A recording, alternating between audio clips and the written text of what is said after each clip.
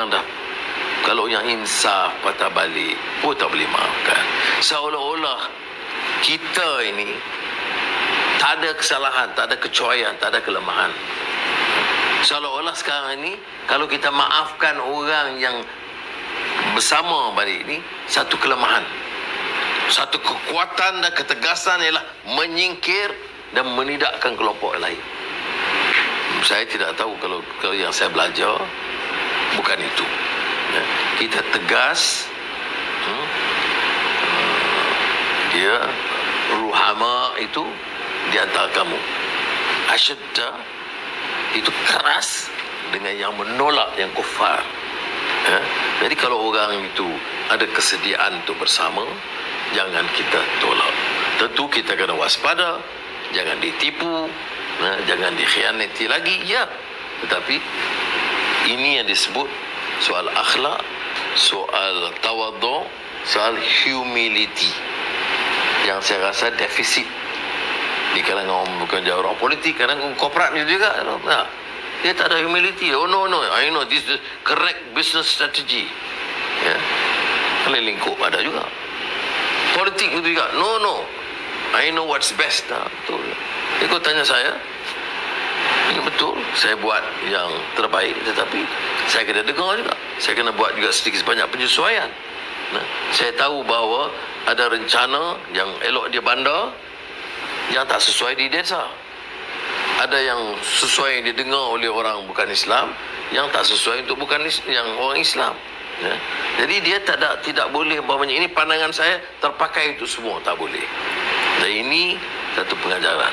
Dan saya sebut ini terutama bila alhamdulillah saya diberi mandat, ya, semalam sebagai presiden keadilan. Ini wadah bagi kita penting, kerana wadah ini ada sejarah yang tersendiri. Dia tidak sebenarnya bawa semua idea baru dah. Idea tu lama, sebab itu kita guna in uridu illal islah mastata', daripada prinsip Al-Quran. Perubahan reformasi itu dari asas itu.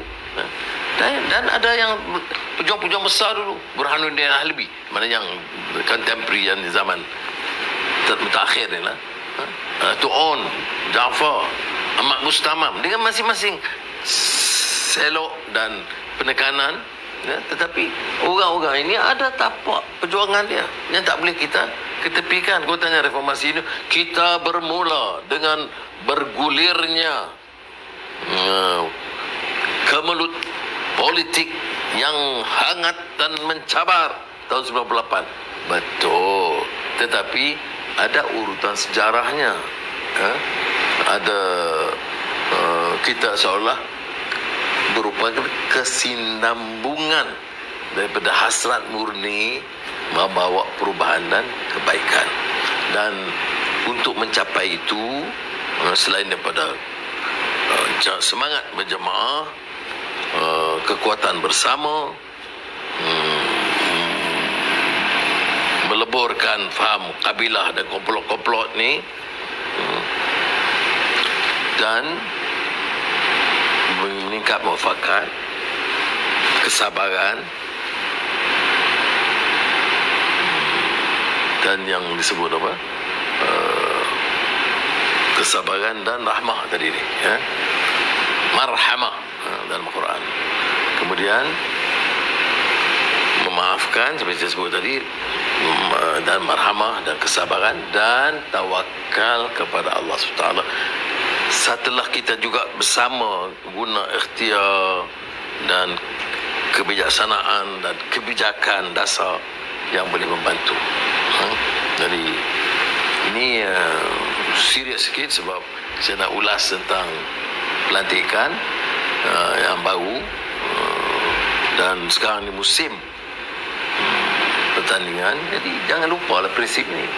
Mana boleh maki hamun, mana boleh rendahkan darjat orang, mana boleh umpamanya hina kelompok-kelompok lain, mana boleh hidupkan balik faham-faham kabilah tak tentu arah ni. Tak. Jadi itulah yang penting kalau nak hidupkan semangat murni reformasi ini yang semua suarakan, ya, maka kita kena balik kepada pangkal. Jadi mudah-mudahan berlaku, ya.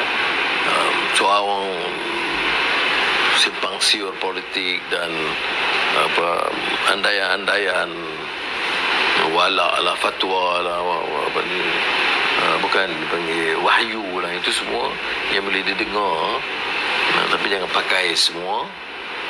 Dan keduanya mesti ada niat dan semangat untuk hidupkan parti yang menghormati prinsip jamaah, yang tidak ada seorang presiden atau Anwar yang boleh menyelesaikan.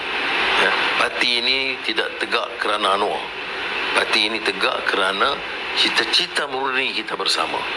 Dan kalau ada sedikit hasilnya, ialah kerana jentera yang kuat, termasuk yang dibaling sekali, dan yang di jalanan ada otak-otak reformis yang tak dikenali,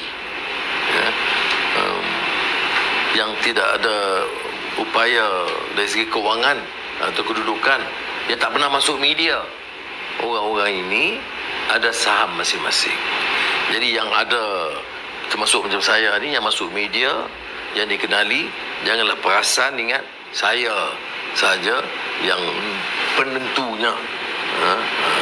Kalau tanpa suatu semangat penyertaan, muafakat dan jamaah yang kuat. Tengok macam kita sebut dulu zaman Rasulullah SAW, ya, semua. Dan sosoknya berbeza. Tengok sosok sahabat, kata 4 Khalifah Rasyidun. Itu tak tanpa yang lain-lain ramai lagi kan, tapi yang 4 pun. Tengok sosok Abu Bakar Siddiq, Bilal Siddiq, orang yang berumur, paling setia, paling kasih pada Rasulullah, paling tinggi tahap kesabarannya, dan paling tawaduk hidupnya. Kemudian Umar, ya, semua akhlak, semua kita faham, tetapi di antaranya dianggap sosoknya keras, ya, yang dianggap lebih umumnya lebih keras lah dalam pandangan dia tu, ya. Selain daripada kekuatan akhlak dan sebagainya. Kemudian Uthman, orang anggap dia macam, dalam istilah baru ni, diplomat lah. Dia pandai dari segi kesabaran dia, kebijaksanaan dia, dia lembut sikit, ya. Okey. Ali, seorang tokoh muda, pintar, tinggi tahap ilmunya, setia pada Rasul daripada awal, daripada kecil, dan dianggap seorang yang gagah pendirian dia dan tegas, sukar nak kompromi dalam hal. Ini semua digabungkan sebagai satu kesatuan. Jadi kalau orang itu sosok dia lemah sangat, nampak cara tu, ya, kita bersuruh dia kuat sikit, tapi ada kekuatan dia yang diplomatik, ya. Ada yang keras, tapi semua digabungkan. Jangan boleh dia cara Osman saja, tidak boleh yang lain. Dah. Ini kebijaksanaan dalam kepimpinan Rasulullah SAW yang boleh merangkul kekuatan ini semua, ya. Sekian. Assalamualaikum warahmatullahi wabarakatuh. Ada pandangan lain, Sarul?